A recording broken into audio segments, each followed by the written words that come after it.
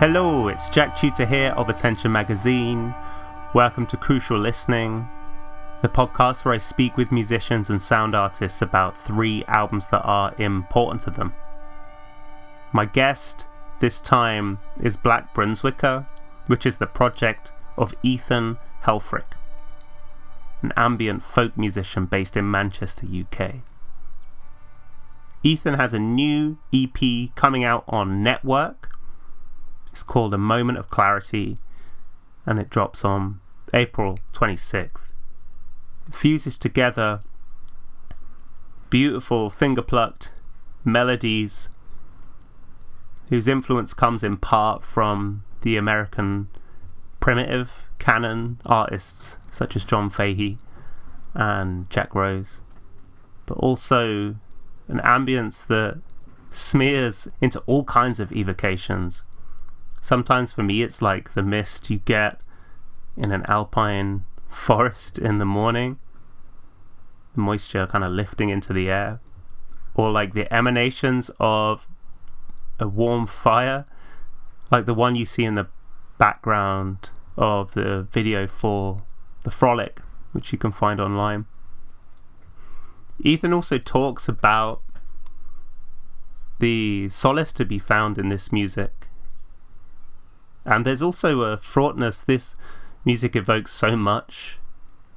The ambiguity of the ambience, which smears itself over so many different emotional hues, could seem to be like a form of serenity or a form of uncertainty. It was great speaking to Ethan. They picked 3 really cool records and we had a really nice chat. So if you're enjoying Crucial Listening, you can support it over at ko-fi.com/crucial listening, and you can pay monthly or just one-off, any amount you please. Huge thanks. Okay, here we go. This is my conversation with Ethan Helfrich, Black Brunswicker, on Crucial Listening.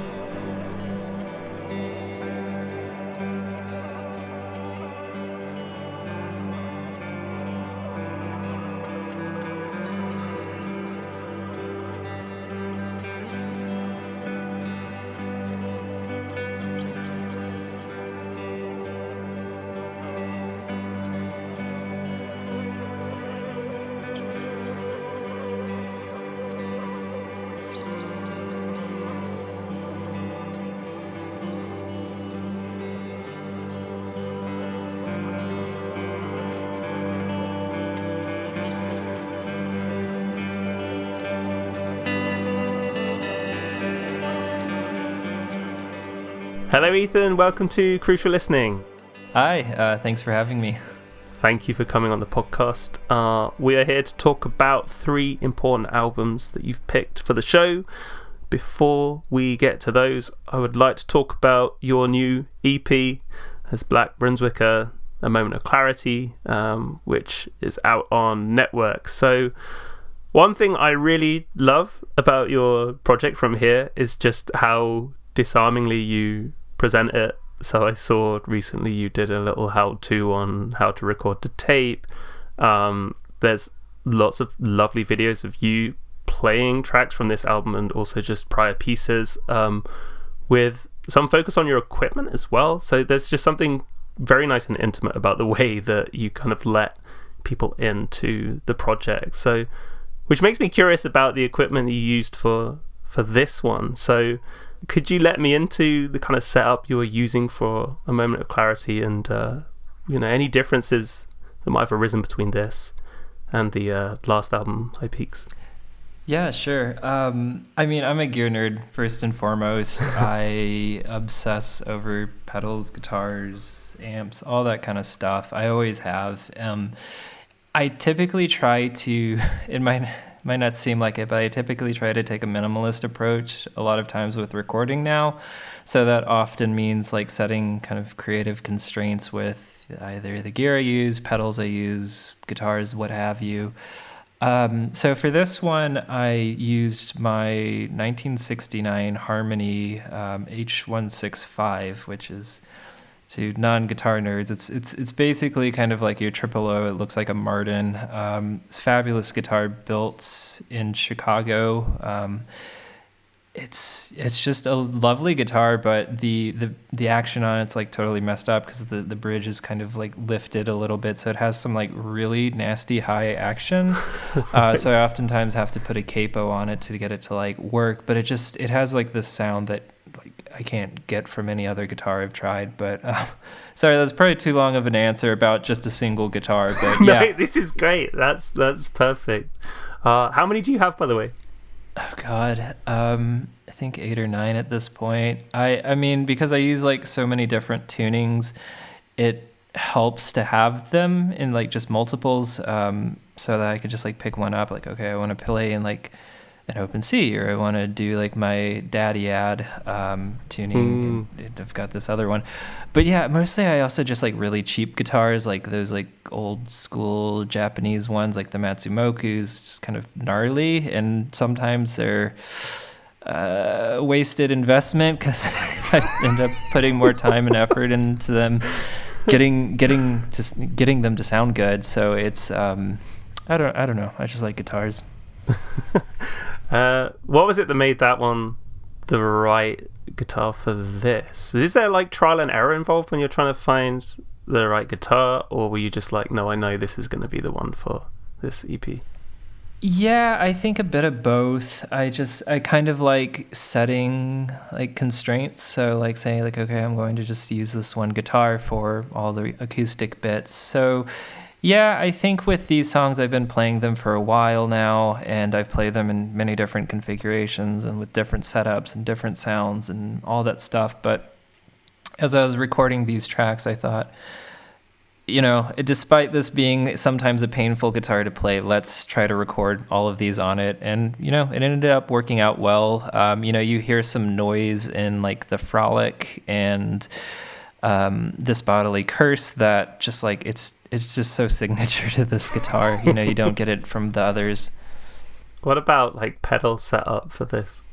Yeah, so this one, I think I was pretty simple on the acoustic sound. So I guess the way that I work is, I run my acoustic guitar through some pedals, and then I do a bit more ambient stuff behind it. So, throw in a volume pedal and start swelling things. But for this, I typically used Keeley Caverns delay reverb combo, Digitech Digidelay from like the early aughts.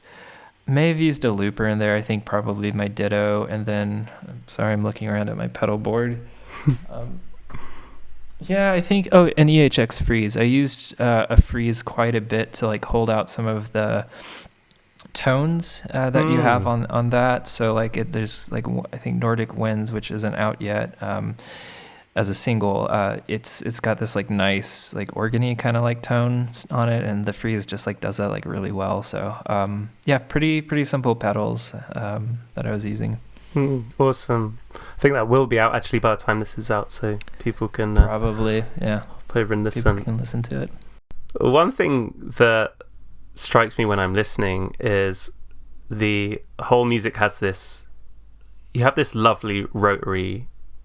I don't want to say effortless. That feels wrong. But this kind of rotary motion to it, which just feels like just the most beautiful freewheeling. Which in my head says, I wonder if this was recorded quickly. I mean, once you've got the gear kind of defined, and you said these pieces have kind of been in your orbit for a while, but how long did it take to capture them in a way that was satisfactory to you? No, I mean, you're not wrong there about like the quickness to the recording. I guess typically the way that I write music is I'll kind of come to like a melody and play it through a few times and then kind of improvise off of that. So, like the way that I play these tracks, like when I'm out playing live or just here at home, can often differ from time to time or just even on my mood. And no, when I went in, like, I guess recording this is like I just got the instrumental done, like I guess the acoustic, I should say, it's all instrumental. The acoustic done, and then I just like go in and I just go ham with the delay and the reverb and the like ambient guitar bits. You know, I like adding a lot of layers and a lot of different textures, and you know, I typically just will work on a track for a single day and then finish it up, and then by the end of the day, you know, I'll just be like, okay, this is either good and I'm going to use it, or no, I'll just, I don't know, try it again sometime. You've mentioned a couple of the track titles as well, and another thing I really like is that you share a lot of the kind of background behind kind of the conceptual significance of your music, or the thematic significance rather. So you've shared that regarding a couple of tracks already on your Bandcamp, but I wonder if you could take me a bit more into the kind of thematic landscape of A Moment of Clarity, and a bit more about what it's about. Yeah, I mean, it's kind of a mix. I guess it's a weird one for me. Like this past year, I've recorded a lot of music, but I didn't put anything out. I wasn't necessarily thinking about projects, and I think partially just kind of where my head was, kind of dealing with like personal issues and things like that, and just I guess partially it's like in this past year I've kind of, I think, started to understand myself better from like an identity perspective, and I'm kind of like coming to peace with that, which had caused a lot of turmoil and chaos in the past. And I think some of these song titles speak to kind of the uneasiness of things like gender dysphoria and depression, and or just any mental health issue, really. Just this unease you feel going with this bodily curse. You know, it's, I think, speaks to when maybe moments when you feel like your body's a bit more of a curse than it is a blessing. And, you know, that's kind of, I think, what some of these tracks point towards. But then also, I mean, a big part of what I do is kind of this daydreaming, like, I guess, travel sense. Like, some of the tracks were also heavily inspired by, I guess the themes were heavily inspired by a recent trip to Norway. We spent like a week in Oslo, and just, it's kind of always a place that I've wanted to go. You know, we'll be talking about a black metal album later, and I'm sure you can kind of guess the connection to why I wanted to go to Norway. But I don't know. It just, I think I kind of daydream even when I travel, and I think kind of some of these song titles kind of speak to that. The Nordic winds that you would feel on a boat as you're, you know, going through the fjords, wandering through like a nice like little forested peninsula, just wondering what kind of old magics were going on there, and then, you know, just feeling like, you know, I don't know, something kind of magical about that, kind of experiencing new places and travel and so on. So I guess that's a long answer to explain everything. No, that's lovely. And what I like is you reference old magics there, and there's a whole spectrum at work, because with the Frolic, you put out just this lovely video of you by a crackling fire. So you've got the kind of far reaches of the supernatural, and then also just you in a chair getting warm, which is so nice. But could you tell me about capturing that video? Like, what made you want to go with that? Because it's very satisfying to watch. I mean, I'm a homebody. I'm not a super social person, and I was working with Chris from Up the Ante, and he's a great guy, and he's done some video work for my other band, Old Sun New Moon, as well. And we were trying to think of an idea for a video, and I thought, well, let's just do it at my home. We'll start a fire, and just be like a very kind of cozy winter kind of vibe, and that's essentially what we made. I really wanted to just create something that kind of, you know, just kind of comforting and just very, I guess, mellow and relaxed, and yeah, it was a very fun process. Awesome. Well, the EP, like I say, should be out now when you're listening to this. A Moment of Clarity on Network. It's beautiful. I've been sharing, not this EP, obviously, because it's not out yet. That'd be leaking. But your music generally, just on the back of having such a wonderful time with this EP. My brother said, he was like, this is precisely what I need right now, which is really nice. But Thank you. Yeah. Let's go to your important records now, Ethan. So one question I like to ask at this point is how you thought about the word important when picking your list. So is there a way you understood the word important in order to come up with a list of the 3 records that you did? I think in some ways I wanted to pick something that I guess maybe spoke to me at different points in my life, or was like influential in how I guess was making music at the time, or I just maybe just influential in general on kind of the way that I approach music and so on. So yeah, it was pretty easy for me to pick these. They kind of represent my different eras of kind of music that I've been into, from black metal, post-rock, noise and drone, but also like acoustic music as well. So I'm excited to talk about them. Me too. Sounds like maybe we've got a kind of natural order there, but which one did you want to go for first? Let's go with Wolves in the Throne Room, Two Hunters. Love it. Okay, great. So maybe start by giving me an introduction as to why this one's important to you, Ethan.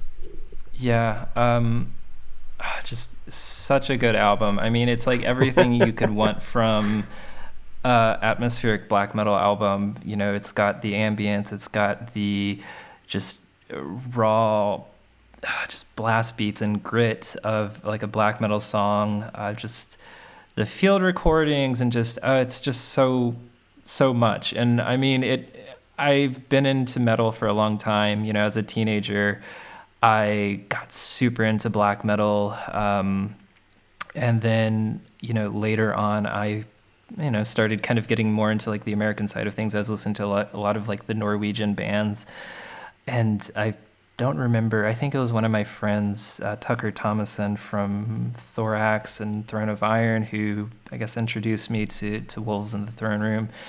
And I think that was like maybe right at the time when Celestial Lineage was coming out, but I think I started with Two Hunters, and it's just such a good album from like a production standpoint. And then also, I mean, too, kind of listening to it again now, it's like I go back and there's just so much ambience to that, and like no wonder I got really into like playing with like, you know, delay and reverb pedals and stuff like that. Yeah.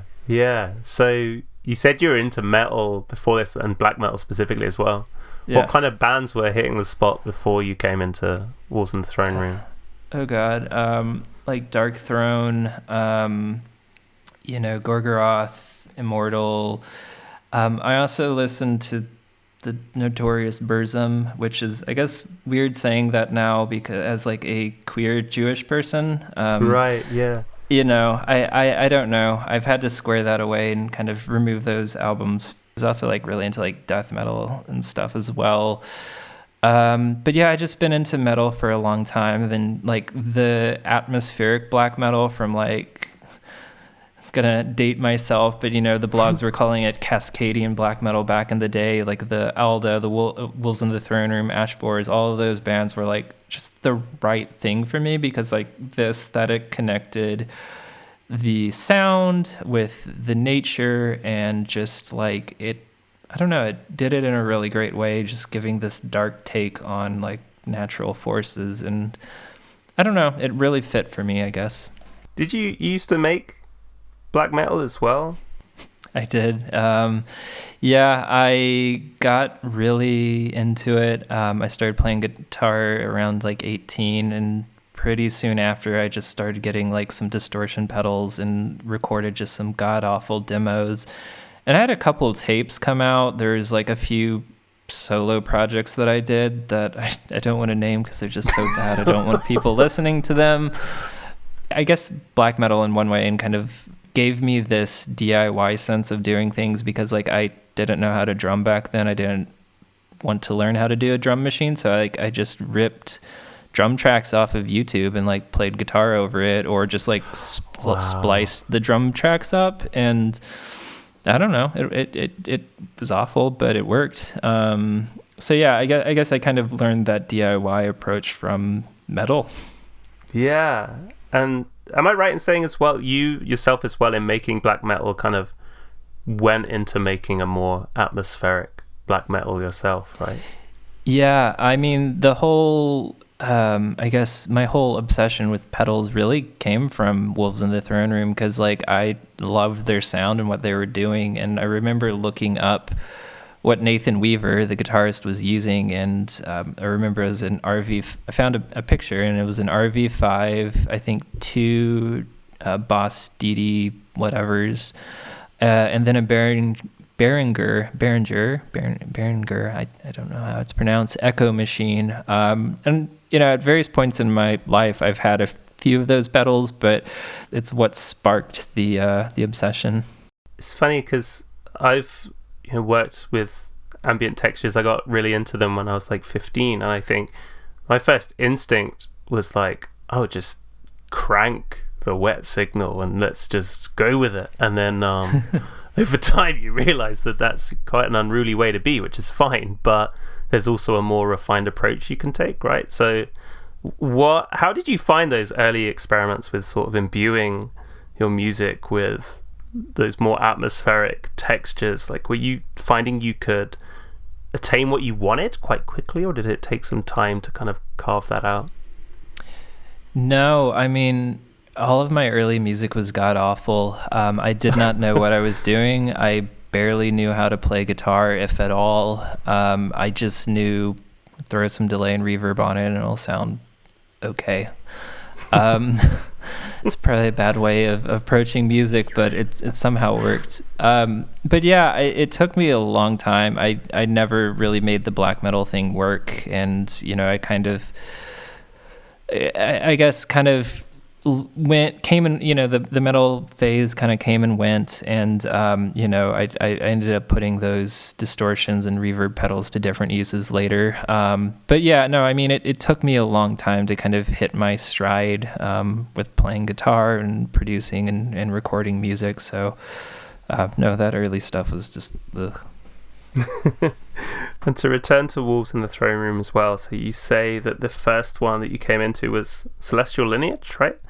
You came into this one, and that was the release that was current Celestial Lineage, but you came into Two Hunters. So this must have been like 2011, because Celestial Lineage was coming out, but I started with Two Hunters, and I'm glad I did. I think this is their strongest album that they've done, but Celestial Lineage is like also really good too.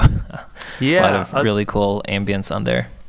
Yeah, I was going to say, because they strike me as being pretty consistent. I wondered what it is about Two Hunters that you've alluded to it there, but what about Two Hunters kind of edges it out as the one out of their back catalogue for you?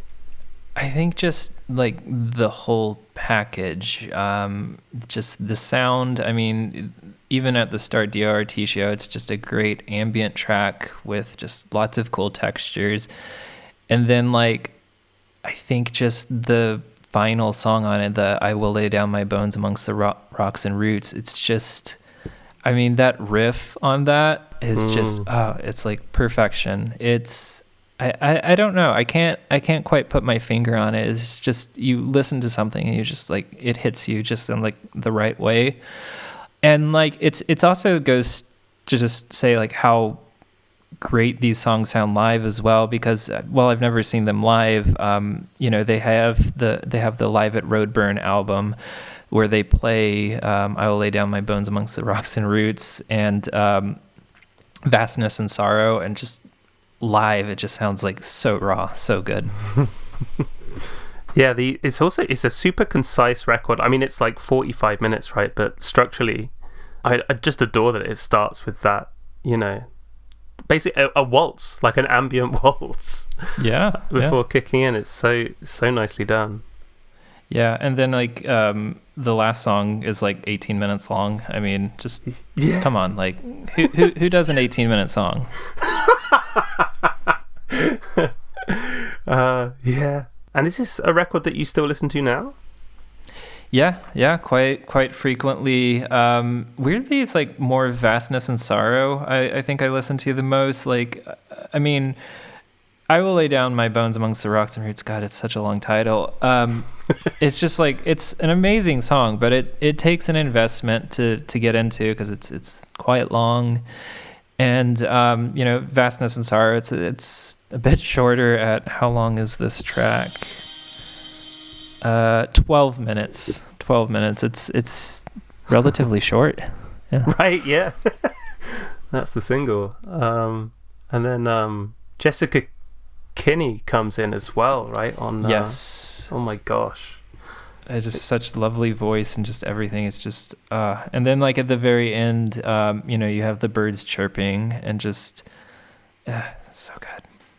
So when you think back to like your memories of discovering this album, so it must have been 13 years ago now, I guess, thereabouts. Yeah, around that.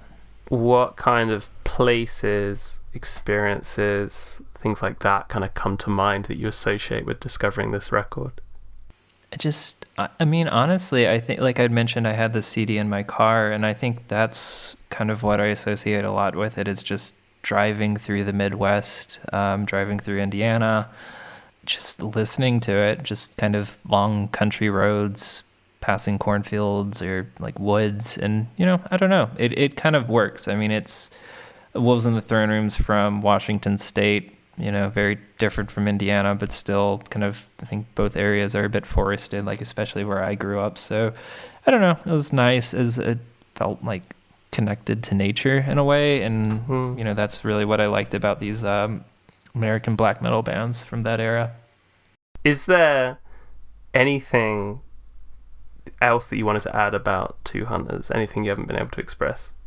No, I think it's the best Wolves in the Throne Room. I think the new Wolves in the Throne Room album's not good, and too overproduced. Like Wolves, Two Hunters was like the right I think amount of like rawness and like high level production, but yeah, not into their new stuff.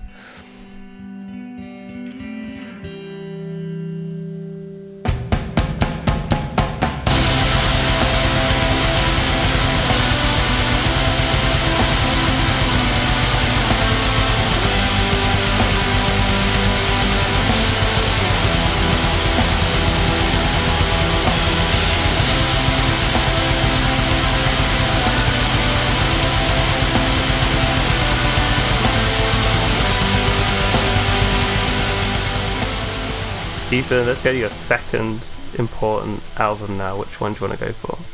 All right, so this will be entering my post-rock era.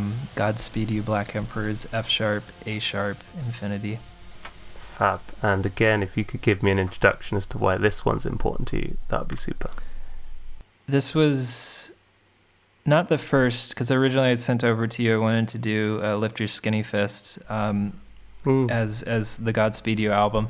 That was the first one that I came across, but I think the one that stuck to me more was F sharp, A sharp, Infinity, just simply because of how dark and doomy and just I mean, at some points it's almost like hard to listen to, just from like the tape loops and kind of some of the field recordings. It just really hits you in a way, and it kind of also made me, I don't know, rethink about like how you can create music. You can I guess it kind of introduced the idea of like sound collage to me, which was really cool. Is that something that you mentioned, that these records had an imprint on you? Was that something you then transposed into your work after this point on the back of this record? Oh, for sure. I mean, I can't speak enough about like the impact that Godspeed You has had on myself, my guitar playing, my music production. It's, I think, just in a lot of ways, yeah, this album and then more generally like all of their work has really influenced the way that I like see music, write music, especially also like how I play guitar. There were many years I was playing guitar with a screwdriver trying to emulate what Ephraim was doing on some of those albums. But yeah, it's, I don't know, I can't say enough about like the degree to which Godspeed You, like F sharp, A sharp, Infinity has had on I guess everything that I do musically. Yeah, you mentioned on yourself as well in the midst of that too. So is there like a holistic impact that kind of extends beyond music as well that you're feeling with this record? Yeah, I mean, I don't know what kind of mental state I was in, back then when we were listening to this, because I listened to this album a lot, and kind of listening to it again, it's very, very bleak. And I don't know, I think I found this album maybe when I was like 22 or 23, and just, I don't know, it had this kind of moodiness, kind of this noise, this beautiful noise that just like spoke to me, I guess, in a way that I could just kind of keep going back to and listening. And it's like so damn long of an album that, you can kind of pop in anywhere, and there's just different things going on, and I just love that about it. And this was this like at the start of your kind of post-rock phase that you discovered this? I mean, yeah. So, I mean, I think one thing to understand about like my musical background is like I didn't have really any musical background growing up. My parents didn't really listen to much music at all. I only really remember Jimmy Buffett from my dad. Right. But when I became a teenager, I can't emphasize enough how much of an impact that 4chan's music board had on my music interests. Moo. And a lot of Godspeed You albums were just shit posted there constantly, with your classics of like, In the Airplane Over the Sea and Death Grips and all that stuff. But I think this one kind of stuck with me, and really like I don't never listen to that much other post-rock really. Like I think kind of what I liked from these albums was the ambience and the drone, and I think pretty quickly after, I started finding things like Chie Takayama and Hako Bune, and a lot of the ambient artists that I think kind of probably came to influence a lot of my later work. But yeah, there's no real other post-rock band that quite does it for me like Godspeed You does. I forget with this record, you pretty much said as much, but how little of it is devoted to perhaps what I consider the quintessential Godspeed You sound at this point, which is a large ensemble of people at full pelt. It's very like fragmentary, sparse, and like feels like you're coming on these different scenes in like a dust storm or something. Everything's super like as you say, it's a really bleak record. Yeah, it really is. It just hits you in a different way. And like I was listening to it over the weekend again just to kind of bring myself back up to speed. And I mean, there's bits of each of these tracks that like I kind of forgot about. I mean, like in Providence, there's like one bit with this lovely ambient guitar that just like at some point just kind of like goes away, and then you have this kind of like more, I don't know, noisy elements coming into play. There's a lot of field recordings. It's, I guess, an easy kind of album to just kind of put on and just like let go and just kind of take in the soundscapes, I guess. What about their material since? So you came into Lift Your Skinny Fists. Are there any other records by Godspeed that you really connect with as well? Yeah, I mean, honestly, all of them at different points. They're probably one of my most listened to bands, so I mean, I could probably talk at length about each of them. I mean, even things like, a lot of Godspeed You fans don't love Yankee UXO. Like, I actually think that's like a great one, like Rockets Fall and Rocket Fall. I think that's such a strong track.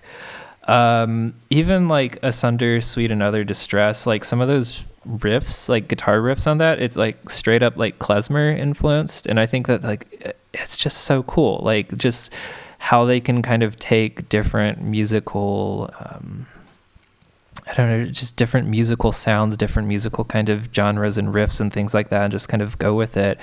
Things like Luciferian Towers, it's just like this kind of like triumphant like proletariat music. It's just, Undoing a Luciferian Tower and Bosses Hang, those are just some rad tunes. And then getting more into their last one, Godspeed at States, and that kind of feels a bit more like they're kind of going back to a bit to their roots, this kind of post-apocalyptic military-esque kind of sounds you get, and just like Job's Lament and then Military Alphabet and Fire at Static Valley, just like all of those, like spent a lot of time listening to those tracks over this past year. Nice. Yeah, I think they said in like the accompanying text for that one, they were like, we fired up the radios again. Yeah. A little like throwback to like F sharp. Yeah. Do you know what? Asunder I think is my favorite of the lot, weirdly. Really? Yeah. I just think structurally it's the most satisfying thing they've done. I feel like I could draw it with a pen, where you have that, obviously the first kind of big track, and then it comes down to that like fine drone, and then emerges again. It's like a like, what's the word I'm looking for? It's like a canyon, right? Yeah. Gorgeous. Yeah, I saw them live right around when Asunder, Sweet, and Other Distress came out, back in Bloomington, where I went to uni at. And the stage they were on, it was in this like bar that I think now they just like do country and butt rock cover bands, but right. This very, very tiny stage, and I have no idea how they all got on there, with their two bassists. I think they might have had like two percussionists, like God knows how many amps and pedal boards, and then they had like a projector guy like up doing like some manual like reel-to-reel productions, and it was like one of the most amazing things, like getting to watch them live. I stood right next to where Moya was at, and just, I mean, it was like pure bliss, just like watching and taking in just the sounds, but also just like watching how they use their gear, their techniques, their methods. I'm really big on, I guess, guitar technique and methods, and just seeing how other people find creative different ways of using their instruments just really fascinates me. And I think this band, they've kind of, that's what they're known as. They're known for kind of challenging, I guess, guitar playing and stuff like that. It's just, I don't know. I love Godspeed You. Can't quite say enough about it. Even though I know I probably don't have a lot to say. No, I get that with Godspeed. Bigger than words. Did they open with Hope Drone when you saw them at that gig? I can't remember. I think I know which one you're talking about from seeing like videos online, but I can't quite remember what they started with. But I do remember when they played Storm, just kind of when they kind of went into that, and just kind of the build up to that. It was just so satisfying seeing that. Actually, no, I think they may have started with Dead Flag Blues, actually, because I do remember when the show started, just they had that drone going on the whole time in the beginning. So, that was so cool. My friend Dom, I don't know if he's listening, hi Dom, went to see them and mentioned that he went to go see them when they were, basically they got let into the venue and they were already on stage droning as people were coming in, which is just amazing, because you're like, how long have they been doing that? Leans into that scale, right, that they seem to convey. It's just like, it's bigger than you. Yeah, and that I like love that aspect about them, just the kind of collaborative element. And I think, well, Black Brunswicker is mostly just me. I've got Old Sun, New Moon as well, which is a bit more like kind of folky indie. But I think we take that kind of approach that like Godspeed You does, of just like open revolving doors. So we have played with like a bunch of different musicians, violinists, keyboardists, like percussion, stuff like that, just like trying to keep the door open, trying to keep the sounds very ethereal. I don't know, but I think they're just like such an interesting case study on how you can collaborate musically with a bunch of people, and it's, I don't know, really impressive. Yeah, I think even the way they set themselves up on stage feels like it's communicating something with that in mind, right? Yeah, they're kind of the stage, at least that I saw them on, it was almost like a semicircle. Kind of they're all looking at one another, kind of close communication. It felt very nice, very intimate as well. Do you still listen to F sharp, A sharp Infinity now? Honestly, the Godspeed You album I listen to more anymore is Godspeed at State's End. Right. I do go back and listen to it occasionally, but I don't know, it just hits me differently now. I don't know, I must have just had like a lot of pent up angst and stuff then, and just was like craving dark, dreary, droning music. But like now when I listen to it, I don't know, it hits me differently. But I think it's still beautiful and just fascinating in its own way. Like just as I thought, back when I was listening to it for the first time. There's a more joyous thing going on with Godspeed, right? Is that where your craving is at right now with them? Yeah, I don't know. Like I do kind of like that joyous element, like especially like their most recent ones, just kind of the uplifting elements of it. And like there's always a time and place for dreary, droning music, but I think kind of with how things kind of suck right now in a lot of ways, I think it's nice to have kind of nice uplifting music in whatever way, shape, or form.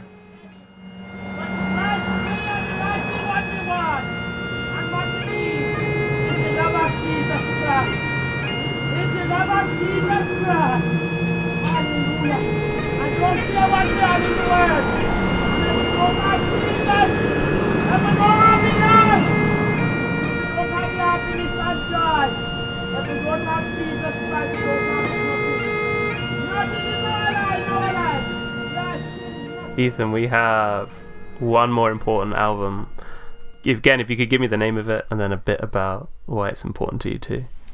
So this is Pelt's Ayahuasca. It's difficult to listen to at times. It's very noise heavy, a lot of acoustic instrumentation, a lot of layers and a lot of textures. But I think most notably, this album also has Jack Rose on it, who I got into much, much later, with the American primitive guitar. But this was like an early exposure to that kind of genre, that kind of sound. And it came at a time where I was getting really into the idea of like playing acoustic. I've long before I started Black Brunswicker, I always wanted to do something more acoustic because just, I don't know, like I always admired kind of like, your folk songwriters who just would be able to take a guitar and go up on stage and then play something, create like some sort of sonic world. I always thought that was really cool.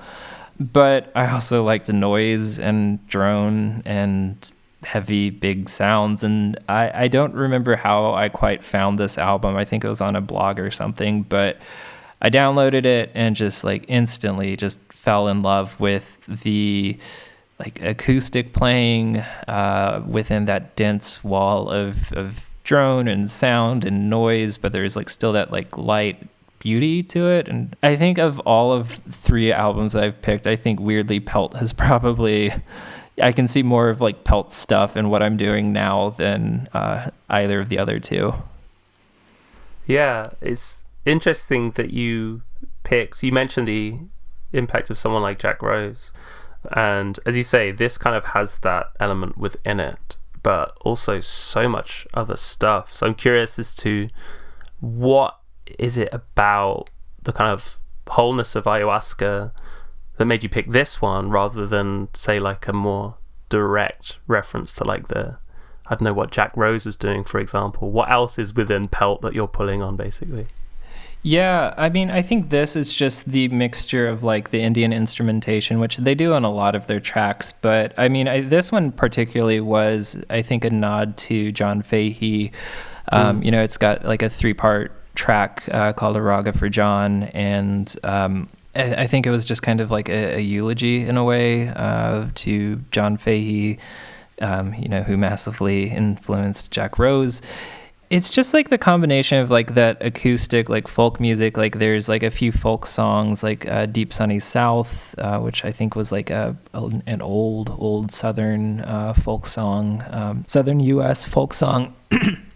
And they also have the cuckoo on there. So I just really liked the folkiness of that, because it was probably like it's really weird to say, but like I think the cuckoo and Deep Sunny South is probably like Pelt's most straightforward or like orthodox songs. Like everything else is just like 12-minute drone sessions. Whereas like they kind of sound like songs. And I never really heard that before, like kind of the mixture of like maybe like a folk song within like a wall of noise. And I think that's kind of what separates this one from some of their other ones. Like they do have Pearls in the River is another really good album that I quite like, but it doesn't quite have the impact that Ayahuasca has. Yeah, and maybe this is stating the obvious, but I don't want to assume, but folk songs within a wall of noise, is this where you had this and were like, I want to collide these two things? Yeah, I mean, yeah, that's it exactly. Like the heavy emphasis on the acoustic instrumentation.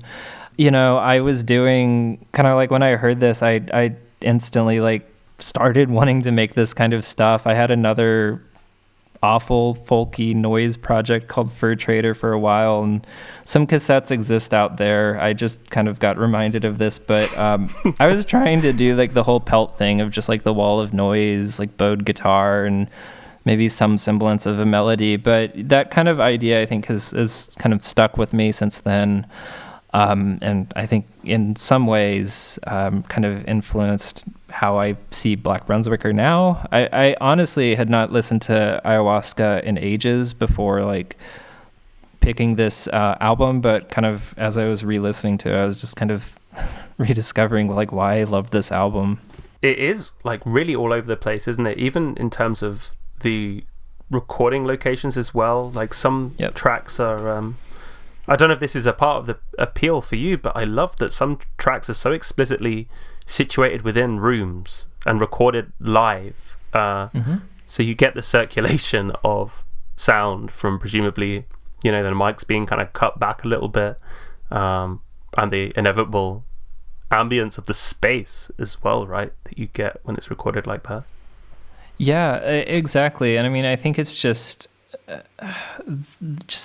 all of the instrumentation, kind of the way it's produced, like that space, I think is just as important of an element of this album as anything else, just because, I don't know, there's just something very delightful about the kind of reverb, the kind of intimacy of this album, and just you can kind of feel it. Like I could kind of imagine myself like sitting in the room, like listening to this, like as they were just like all droning on for hours and hours, I'm sure.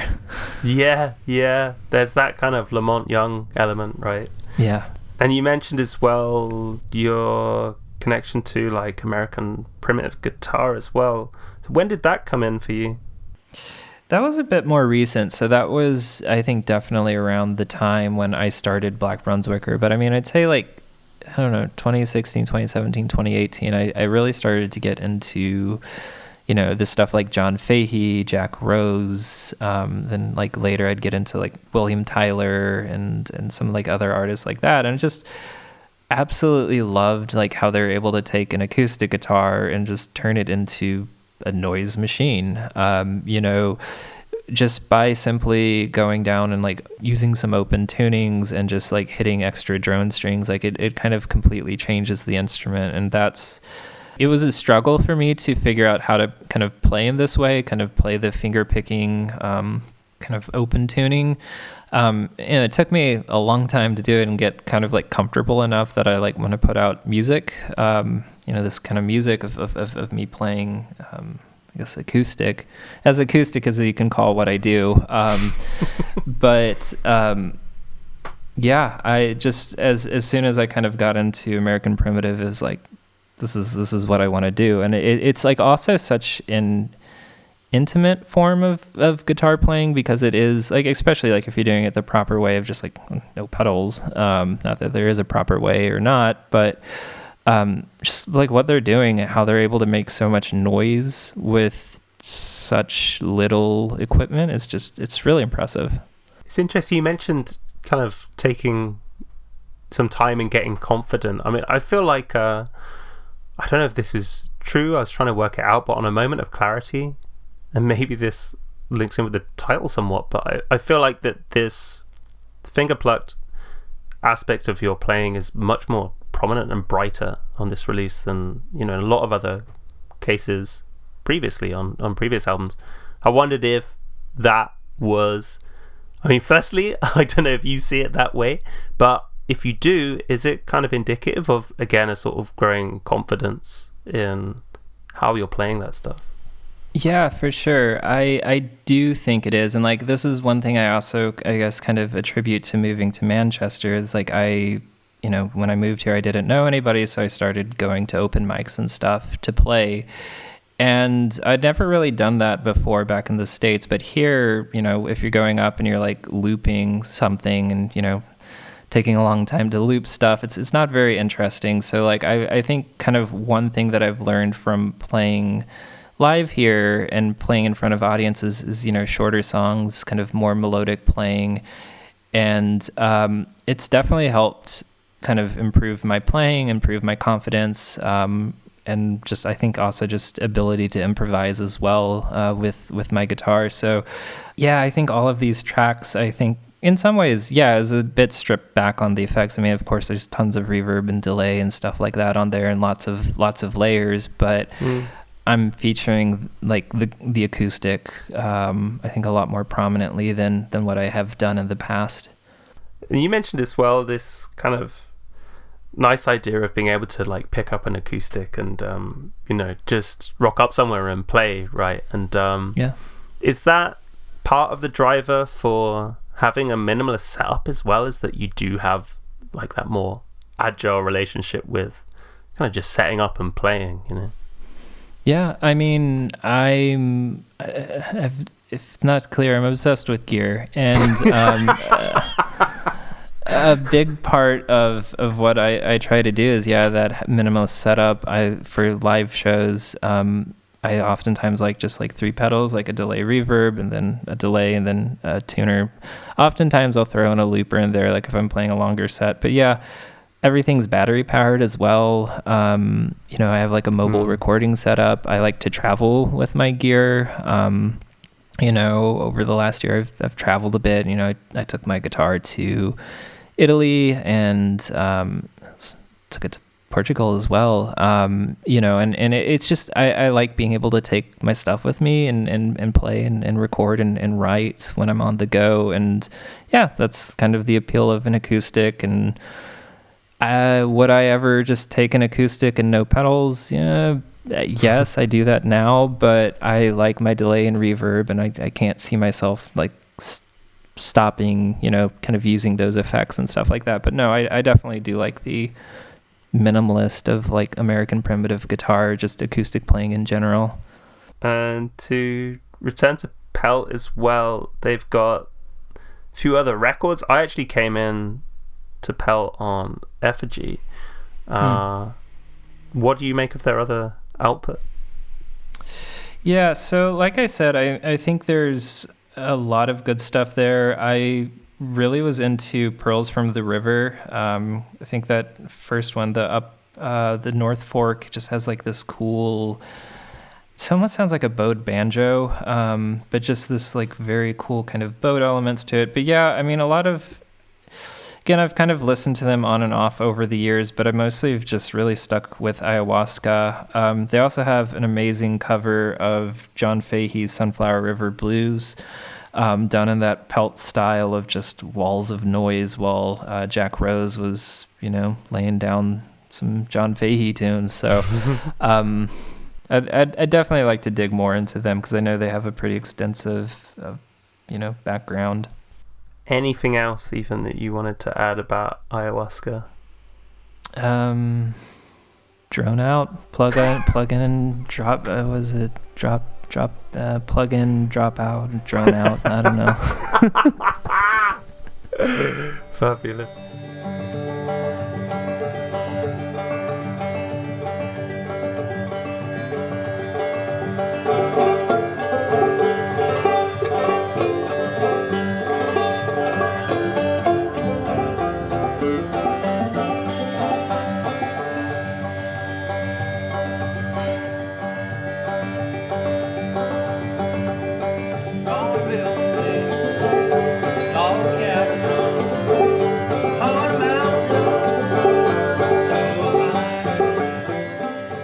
have one more question for you, which is about your relationship to music as a listener and someone who buys music. So do you have preferred formats? Do you have places you go to buy music? Do you have places you like to listen? Like, how does music fit into your day? Let me into that a little bit. Yeah, I don't know. I think as I've gotten older, I also work a day job in user experience. So like a lot of times I'm listening to just things in the background while I work. I don't keep up with anything new. I'm just so bad with that. I just kind of keep going back to the same old albums that I listened to. A lot of times I just will stream it online in the background. I weirdly like those lo-fi channels you find on YouTube with the anime girl. I don't know what it is. I like lo-fi. I also am weirdly into just, I don't know, soundtracks and stuff like that from I don't know, just kind of as background stuff. But yeah, I used to have a record collection back in the States before I moved over here. I had to leave that back home. So I think kind of since then, it's just been mostly streaming for me. And then also, I also think in terms of listening, I think I spend more time listening to podcasts than I do listening to, albums and stuff like that anymore. Which podcasts are hitting the spot at the moment? It's always going to be Knowledge Fight. Just love the guys. So if you're not familiar, it's a podcast, two guys from Chicago covering the absolutely insane antics of one Alex Jones, the right-wing conspiracy weirdo in the US. But they follow his stuff and just, they really drag him through the dirt. Most people would not take him seriously, but they look at what he says, analyze it, and it's always bullshit. That's kind of it. They make it fun listening to all of this awful stuff. But them, Lines Led by Donkeys, which is a military history podcast, and then kind of things like that. Well, Ethan, this has been so good. I've loved hearing more about your EP.